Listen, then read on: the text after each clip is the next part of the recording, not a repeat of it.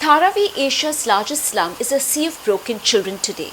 Children who've opted out of an education system simply because schools have been shut and they don't have a mobile phone to study online. Many of these children come from very poor backgrounds, their parents having lost their jobs during the lockdown, and therefore there's pressure on them to join the workforce in order to supplement family incomes. A visit to Dharavi last week was an eye-opener for me. Children as small as 10 and 12 years were on the streets selling potatoes, tomatoes and eggs.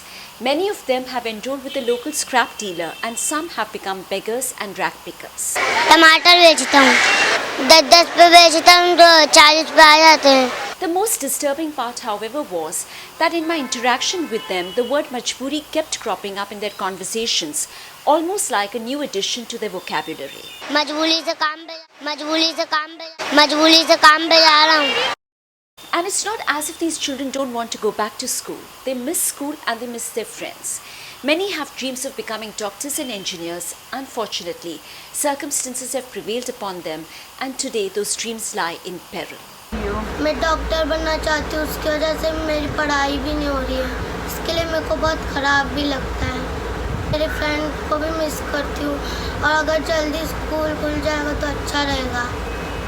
मेरे पापा salesman है, 2 साल से घर पे. And the parents, well, they're struggling and can do only so much. पढ़ाई में बहुत होशियार हैं. स्कूल में पूरा सर मेरे को बोलते हैं लड़की पढ़ाई में होशियार है, इसका अभ्यास मत मारो. मेरा बड़ा लड़का खुद बोलता है अपन इसको पढ़ाएंगे, डॉक्टर तो बनाएंगे, कुछ तो बनाएंगे. हम लोग नहीं पढ़े उसको पढ़ाएंगे. और मेन मोबाइल आता है, जूना भी मोबाइल लेने जाऊँ तो 5,000 रुपये से कम नहीं बोलता, उसकी गारंटी नहीं है. कहाँ से लाऊंगी? हम लोग को पैसे का बहुत प्रॉब्लम है. मैं खुद भाड़ा नहीं देती हूँ तो मेरे को घर को ताला मार के रूम वाली मेरे को बाहर बिठा देती है. इतना दिन आ गया है मेरा ये लॉकडाउन से. मेरे बच्चे पढ़ नहीं पा रहे हैं.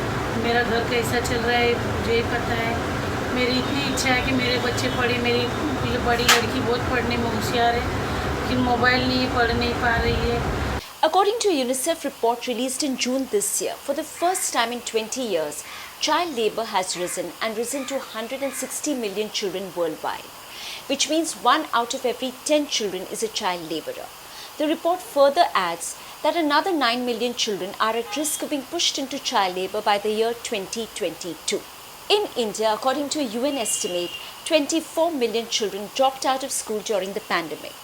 Now, economist Abhijit Banerjee warns that many of these children may never go back to school ever again, especially those who've taken up jobs during this period. Dharavi में काफ़ी बच्चे जो है जो अलग अलग रास्तों के ऊपर कांदा बेचते हुए, टोमेटो बेचते हुए, कुछ चीज़ें बेचते हुए हमें दिख रहे हैं. जब हम बच्चों से बात करते हैं तो बच्चे बताते हैं कि अभी ऑनलाइन एजुकेशन चल रहा है पर हमारे पास स्मार्टफोन नहीं है. हमारे पास स्मार्टफोन है पर हमारे पिताजी की जॉब चली गई है. 1-1.5 साल से उनको कुछ काम धंधा नहीं है. इसकी वजह से वो रिचार्ज कर नहीं पा रहे हैं और वो बड़ी पैमाने में बच्चे स्कूल से बाहर कहीं ना कहीं मजदूरी कर रहे हैं और ये बहुत ही चिंता का विषय बना हुआ. 60% बच्चे अगर लेक्चर अटेंड करते हैं और 40% बच्चे अटेंड नहीं करते तो उनका तो शिक्षा का नुकसान ही हुआ है ना. जब तक सब बच्चों को मोबाइल सुविधा गवर्नमेंट सप्लाई नहीं करती तब तक प्रॉब्लम रहेगी. यही बच्चे हमें हमारा जो देश है आगे बढ़ाते हैं. इसीलिए उनके एजुकेशन के लिए कुछ ना कुछ हमें जिम्मेदारी उठानी चाहिए. So what does this all mean for us? This simply means that an entire generation of children will be lost to us for not having utilized their full potential.